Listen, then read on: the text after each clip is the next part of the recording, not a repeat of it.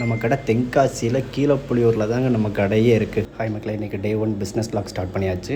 நம்ம கடைக்கு போகிறதுக்கு கொஞ்சம் தாமதமாகிட்டு, சரி பரவாயில்ல வாங்க போகலாம். நெக்ஸ்ட்டு நம்மக்கிட்ட லோக்கலில் மாடு வச்சுருக்க சப்ளைஸ் இருக்காங்க. அவங்ககிட்ட போய் தாத்தா பால் கறக்க கிளம்பியாச்சு. இப்போ போயிட்டு அவங்க பால் கறந்து எடுத்துகிட்டு வந்துடுவாங்க. நம்ம வாங்கிட்டு வரல, நம்ம கறந்து எடுத்துகிட்டு வரோம்.